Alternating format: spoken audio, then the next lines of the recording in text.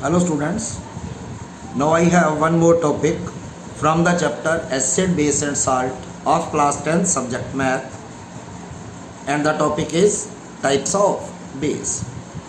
अगर बेस की बात करूं तो आमतौर पे देखा गया है कि most of the bases are insoluble in water,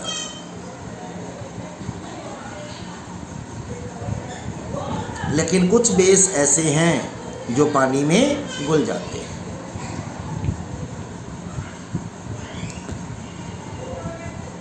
and the basis which are soluble in water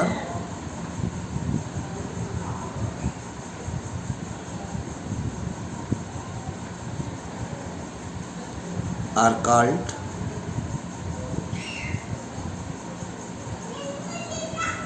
alkalis.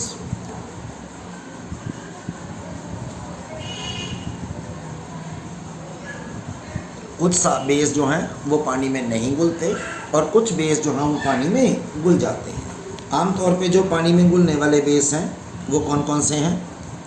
Sodium hydroxide पानी में घुल जाता है, पोटाशियम हाइड्रोक्साइड पानी में घुल जाता है, कैल्शियम हाइड्रोक्साइड पानी में डिज़ोल्व हो जाता है, and more over ammonium hydroxide ये भी पानी में। ये सारे बेस जो हैं these are water soluble base.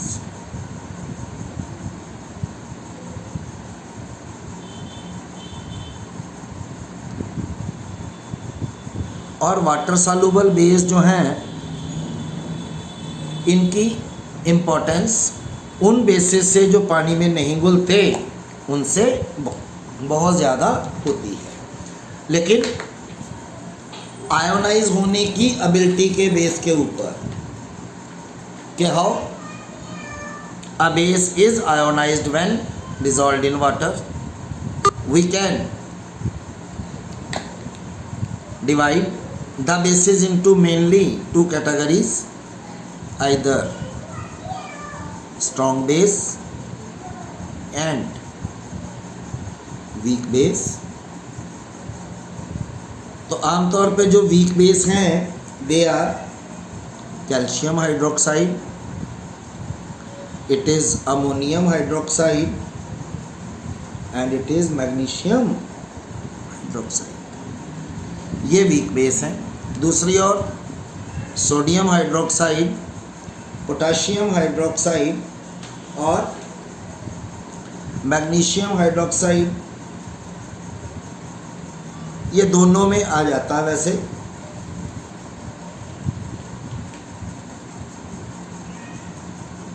लेकिन मोस्ट कॉमनली जो स्ट्रॉन्ग बेस हैं वो ये दो हैं।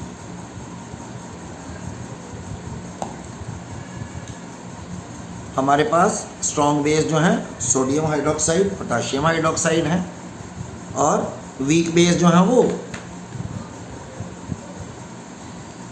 कैल्शियम हाइड्रोक्साइड, अमोनियम हाइड्रोक्साइड और मैग्नीशियम हाइड्रोक्साइड।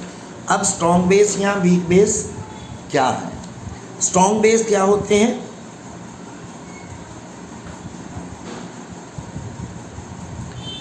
द बेस, पहले जैसे एसिड में किया था उसी पैटर्न पे यहाँ बेस के लिए है। The base which ionise completely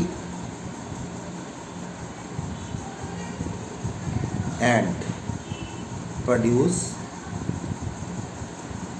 large number of hydroxide ion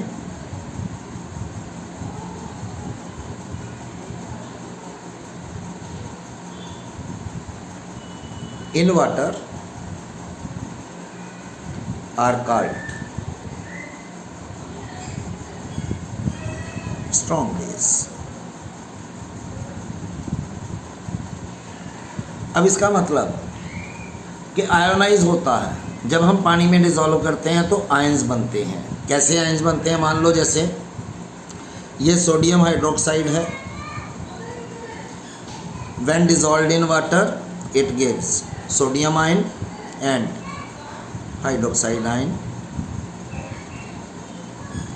इसी तरह पोटाशियम हाइड्रोक्साइड है, when dissolved in water it gives potassium ion and hydroxide ion.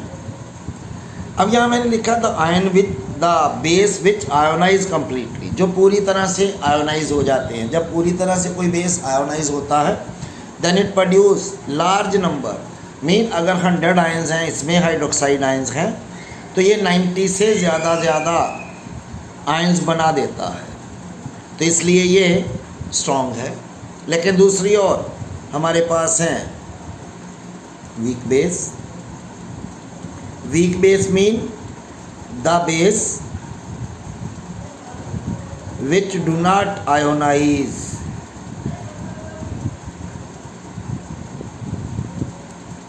completely and produce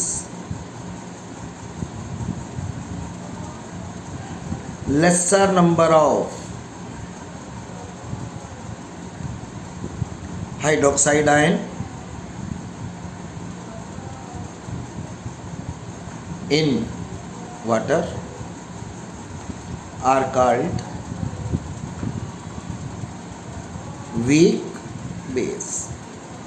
अब इसका मतलब कि जब हम किसी वीक बेस कैसे पता चलेगा, जब इसको पानी में डिज़ोल्व करेंगे तो अगर उसमें है तो 100 आयन, लेकिन जो 10 हैं वो सिर्फ आयोनाइज होते हैं, बाकी 90 आयोनाइज नहीं होते, यहाँ 90 आयन्स नहीं बनते, तब वो बेस जो है वो वीक बेस होगा।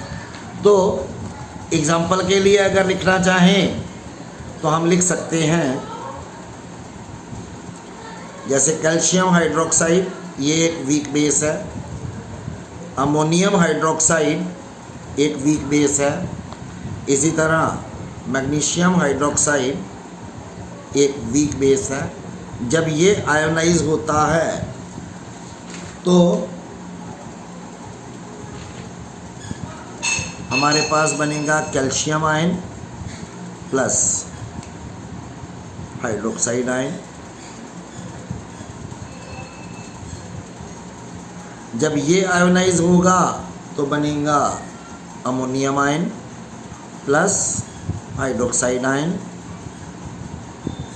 और अगर ये आयोनाइज होता है तो बनेगा magnesium ion plus hydroxide ion. तो यहाँ पे हाइड्रोक्साइड आयन की गिनती जो है वो बहुत कम होती है, मीन ये पूरी तरह से आयोनाइज नहीं होते, इसलिए हम इनको वीक बेस कह सकते हैं। लेकिन एक्चुअल अगर पता करना हो कि एसिड कोई स्ट्रॉन्ग है, एसिड कोई वीक है, या बेस कोई स्ट्रॉन्ग है, बेस कोई वीक है, तो वो एक्चुअल मेथड ये नहीं है। तो हम एक नया टॉपिक स्टार्ट करेंगे नेक्स्ट वीडियो में, जिसमें हम एक्चुअली पता कर सकते हैं कि कोई भी एसिड स्ट्रॉन्ग है, कोई भी एसिड वीक है, या कोई भी बेस स्ट्रॉन्ग है या बेस है।